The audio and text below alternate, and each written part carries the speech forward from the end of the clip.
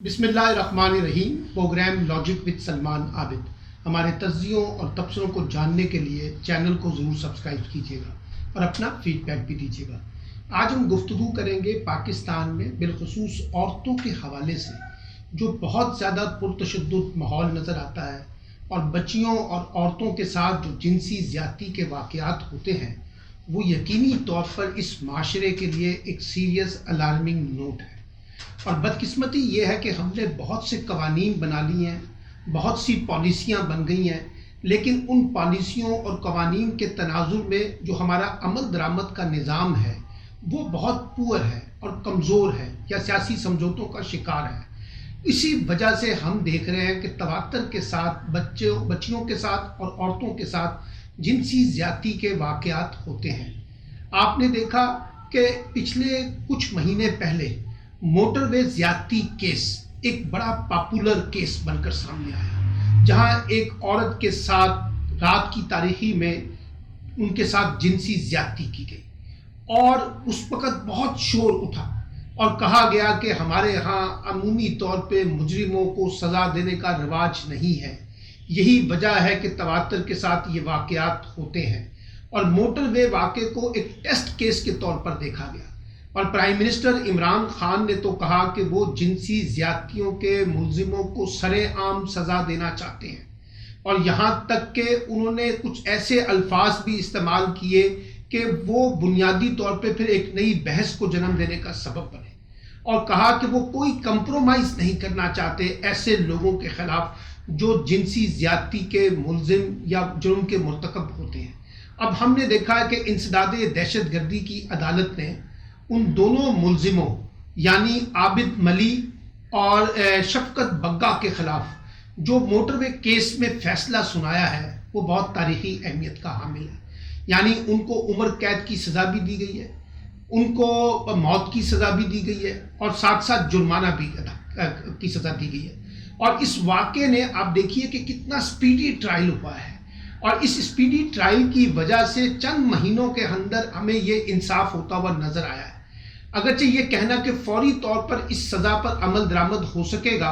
मुश्किल बात है, क्योंकि इसमें अभी अपील का हक है और जो मुलजिम है यानी जिनको मुजरिम करार दिया गया है वो अभी इन फैसलों को चैलेंज करेंगे हाई कोर्ट में, फिर उसके बाद सुप्रीम कोर्ट में भी चैलेंज किया जा सकता है। लेकिन एक इंसदादे दहशतगर्दी की अदालत ने मैकेनिज़्म डेवलप कर दिया है ऐसे लोगों के ख़िलाफ़। और मैं हमेशा से कहता रहा हूँ कि अगर आपने औरतों के बारे में जराइम का खात्मा करना है और बिलखसूस जिनसी ज़्यादती के मामलात को कंट्रोल करना है तो हमें अपने इदाराजाती मैकेनिज़्म को मजबूत बनाना होगा, जिसमें अदालती निज़ाम भी शामिल है,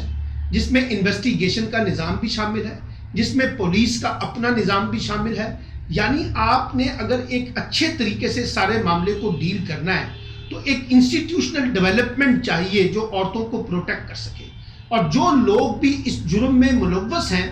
उनके खिलाफ इस सज़ा का जो मामला है वो सबको नज़र आना चाहिए और ना सिर्फ वो वाज़ेह बल्कि शफाफ अंदाज में नज़र आना चाहिए। और माशरे में ऐसे लोगों को इबरत बनाने की ज़रूरत है जो बुनियादी तौर पर इस जुर्म के मुर्तकिब होते हैं, क्योंकि हम ये देख रहे हैं कि जिस बेदर्दी से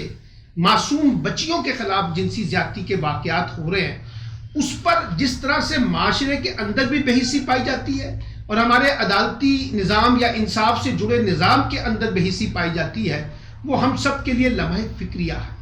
और हमारे यहाँ जो सियासत हो रही है, जो जमहूरियत हो रही है, जो पार्लियामेंट है, जिनको बड़ा इफ़ेक्टिव किस्म का रोल प्ले करना है, अनफॉर्चुनेटली वो रोल प्ले नहीं कर पा रही। इसलिए कवानीन तो बन गए, पॉलिसियाँ तो बन गई हैं, अमल दरामद का निज़ाम भी किसी न किसी शक्ल में चलता है, लेकिन जिस अंदाज से आपने मुजरिमों को कैफिले किरदार पे पहुँचाना है उसकी कमी हमें नज़र आती है। अब देखना ये होगा कि जो इंसदादे दहशतगर्दी की अदालत का ये फैसला है, ये जो आबिद मली के बारे में और शफकत बग्गा के बारे में, ये कितना आगे जाता है और कहाँ आगे जाके इनको रिलीफ मिलता है या इंसाफ के तकाज़ों के तहत जो है इस सारे मामले में जो है ना वो एक मंतकी अंजाम तक पहुँचता है। और बहुत अहम बात यह है कि पहली दफ़ा हमने ये देखा है कि इसमें जिस खातून के साथ ज़्यादती हुई है उसका नाम सीगा राज में रखा गया। ये बहुत अहम बात है और ये मैं हमेशा से कहता रहा हूँ कि अगर आप विक्टिम को की तशहीर करेंगे इस अंदाज से, اس کو بار بار میڈیا کی زینت بنائیں گے تو اس کی پرسنل زندگی کے اوپر بھی اس کا بڑا نیگیٹو امپیکٹ ہوتا ہے. لیکن اس معاملے میں ہم نے دیکھا ہے کہ اس سارے معاملے کو سیغہ راست میں رکھا گیا ہے، اور اس وجہ سے آج بہت سے لوگوں کو معلوم ہی نہیں ہے کہ وہ واقعہ کس عورت کے ساتھ پیش آیا تھا. یہ بہت اچھی بات ہے. جب تک آپ اس طرح سے عورتوں کو پروٹیکٹ نہیں کریں گے، ان کی سیلف رسپیکٹ کو مینٹین نہیں کریں گے، آپ ان کی پروجیکشن کو ہائی لائٹ کر کے اس کی سماجی زندگی کو، پرسنل زندگی کو خراب نہیں کریں گے، تو پھر بہت سی عورتیں انصاف کے حصول کے لیے آگے آئیں گی. کیونکہ انفارچونیٹلی بہت سی عورتیں انصاف کے لیے اس لیے آگے نہیں آتی کہ ان کو ڈر لگتا ہے کہ اس سے ان کی سماجی زندگی اور ذاتی زندگی میں ایک منفی امپیکٹ پڑ سکتا ہے. ایک بات. پھر آپ یہ دیکھیے کہ ہم نے وومن پروٹیکشن کے حوالے سے چیزیں بنا لی. ہم نے 2020 کو legal and justice authority act بنایا. پھر انویسٹیگیشن ٹرائل آرڈیننس 2020 آیا. پھر ہم نے پنجاب میں Punjab status of women commission بنا. پھر ہم نے دیکھا کہ ہمارے ہاں وومن پروٹیکشن اتھارٹی بنی ہے. یعنی بہت سے ادارے ہم نے بنا لیے ہیں. اب ان اداروں کو اسٹرینتھن کرنے کی ضرورت ہے، ان کو بہت زیادہ ایکٹیویٹ کرنے کی ضرورت ہے، ان کو بہت زیادہ فعال کرنے کی ضرورت ہے، ان کو بہت زیادہ ٹرانسپیرنٹ کرنے کی ضرورت ہے، تاکہ عورتوں کا یا معاشرے کا ان اداروں پر اعتماد بحال ہو. جیسے انسداد دہشت گردی کا یہ فیصلہ ہے، اس سے یقینی طور پہ بہت سے لوگوں کو خوشی ہوئی ہے کہ دیکھیے ایک ٹرائل تو ہوا، انصاف تو ہوا، ملزموں کو کسی نہ کسی جگہ پر ایک سزا تو دی گئی. اب اس سزا کو بنیاد بنا کر یا اس ٹرائل کو بنیاد بنا کر آپ کو تمام عورتوں بچیوں کو پروٹیکٹ کرنا پڑے گا، اور ان کو یہ میسج دینا پڑے گا کہ زیرو ٹالرنس پالیسی ہے پاکستان میں یا پنجاب میں، جہاں عورتوں کے خلاف کرائم کو یا عورتوں کے خلاف جرائم کو یا جنسی زیادتی کے معاملات پہ کوئی سمجھوتا نہیں کیا جائے گا، چاہے وہ کتنے بھی طاقتور لوگ کیوں نہ ہوں، چاہے ان کے پیچھے کتنی بھی سیاسی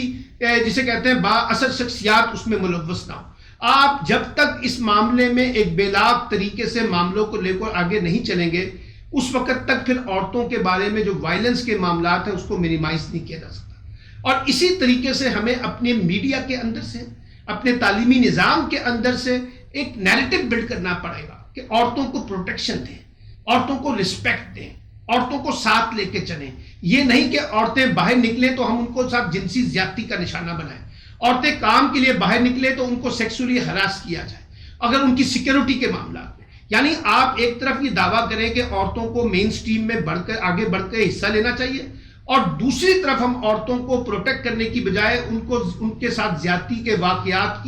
کو بڑھوتا دیں، اس میں اضافہ ہونے دیں. تو اس سے پھر وہ جو عورتوں کی ترقی کا ماڈل ہے یا عورتوں کو باہر نکالنے کا جو معاملہ ہے وہ بہت پیچھے رہ جاتا ہے. تو میں یہ سمجھتا ہوں کہ یہ ایک بڑا ٹیسٹ کیس بنا ہے موٹر وے کا. اب اسی طریقے سے ایک بدقسمتی یہ ہے کہ جب تک ہم معاملے کو بہت زیادہ ابھارے نہ اور ایک بڑا کیس نہ بنائے، اس وقت تک حکومت جاگتی نہیں ہے. اس طرح کے روزانہ کی بنیادوں پہ واقعات ہو رہے ہیں، اور ہمارے اطلاعات کے مطابق ہر مہینے 11 کے قریب ایسے واقعات ہوتے ہیں جہاں عورتوں کو یا بچیوں کو جنسی زیادتی کا سامنا کرنا پڑتا ہے، اور یہ بہت بڑی فگر ہے. اسی طریقے سے ہزاروں کی تعداد میں ایسی عورتیں آ جاتی ہیں جن کو مختلف حوالوں سے وائلنس کا شکار ہونا پڑتا ہے، کسی بھی حوالے سے، گھر کی سطح پہ، گھر سے باہر بھی، کسی بھی حوالے سے. اس لیے میں اس بات کو کنکلوڈ کرتے ہوئے یہ کہنا چاہتا ہوں کہ اب ہمیں عورتوں کے خلاف جرائم کے بارے میں اپنا نیشنل نیریٹو درست کرنا ہوگا،